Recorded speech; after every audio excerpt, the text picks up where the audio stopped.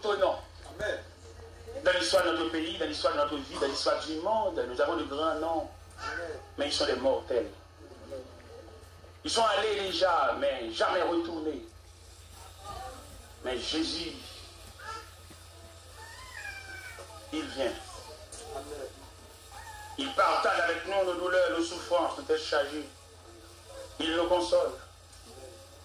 La Bible déclare dans Actes des Apôtres, chapitre 1er, les versets 8, 9, 10 et 11, ou avant les versets 5, 6, 7, de la dernière réunion que Jésus a effectuée avec ses disciples, il parle d'un langage étrange.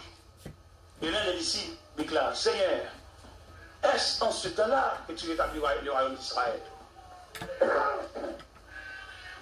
Il leur dit, ce n'est pas à vous de connaître le temps ou le moment que le Père a fixé sa propre autorité, mais vous recevez une puissance. Amen. Et cet esprit revenant sur vous, vous serez témoins à Jérusalem, de la Judée, de la Samarie et jusqu'aux extrémités de la terre. Ça, c'est la dernière réunion que Jésus a effectuée avec ses disciples. Malheureusement, les disciples, en marchant avec Jésus-Christ, ils n'ont fait aucune provision.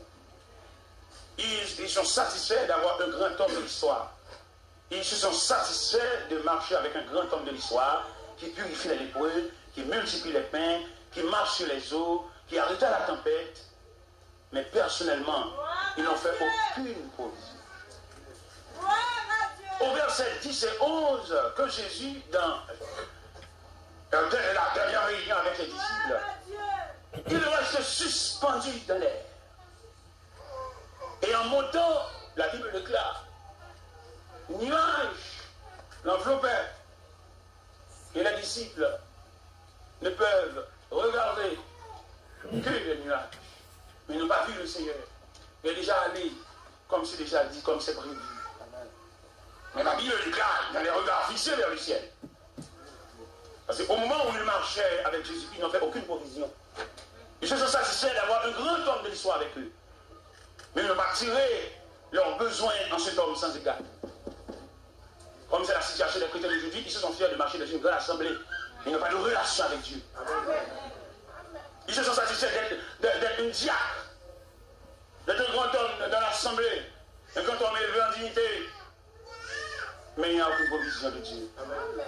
Nous avons des gens dans l'assemblée qui ont du grade, d'honneur, de position, mais qui ont peur des choses de la terre. Mais ce que Dieu veut, c'est d'avoir une provision de Dieu. À travers la méchanceté des hommes, à travers les rues, à travers la famille, à travers les institutions de la terre. C'est ce que Dieu veut. Mais les disciples ont raté l'occasion, ils n'ont fait aucune provision.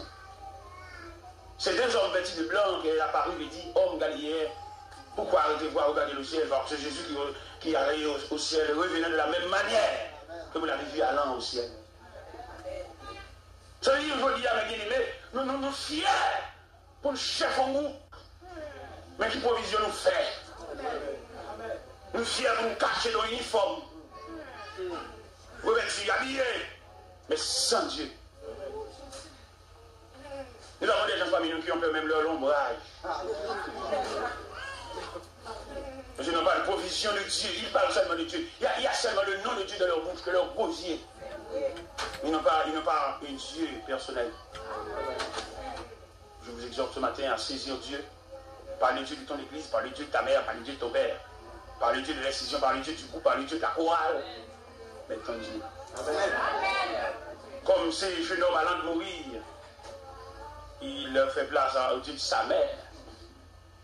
Mais après son propre établissement, il a choisi son Dieu. Je vous exhorte ce matin à réclamer ta part.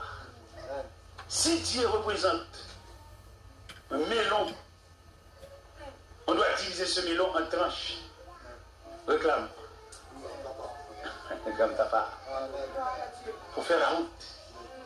Il n'est pas trop facile pour nous faire route ça sans Dieu. Beaucoup de gens ont fait la route avec le nom de Dieu, mais pas avec la personne. Nous avons besoin non seulement le nom, mais la personne. Vous devez en possession de Dieu. Pourquoi ça? Pour le lieu que tu travailles. Il y a des gens, il y a des malveillants. Il y a des hommes méchants qui ont voulu détruire les gens. Mais si vous avez Dieu, il est le défenseur.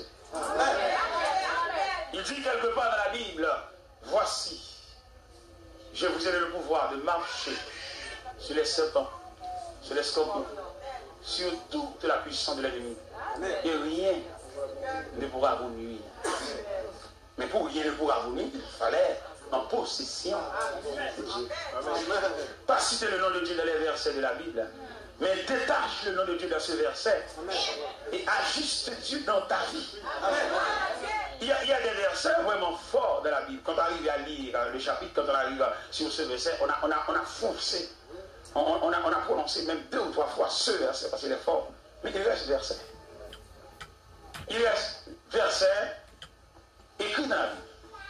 Mais nous vous exhortons à détacher ce verset de la Bible pour attacher dans ta vie et dans la vie de chaque jour. Pour pouvoir s'épuiser par non seulement la puissance de ce verset, mais la puissance qui réside à l'intérieur de ce verset. Il y a une puissance qui réside à l'intérieur de ce verset. Et cette puissance prend source dans le nom de Jésus, l'homme sans égard, l'homme qui marche sur les eaux, l'homme qui donne la force à ceux qui sont fatigués, l'homme qui purifie les lépreux, l'homme qui ressuscite les morts. Amen. Est-ce que les amis disent ça? Mais t'as dit toujours. Dans mon comprendre Jésus ça. Nous rencontrons Jésus ça dans l'évangile selon Saint Marc. Dans l'évangile selon Saint Marc, chapitre 4, verset 35 à 41, qui parlait de la tempête apaisée. Et à travers la Bible, nous avons 2 images de tempête.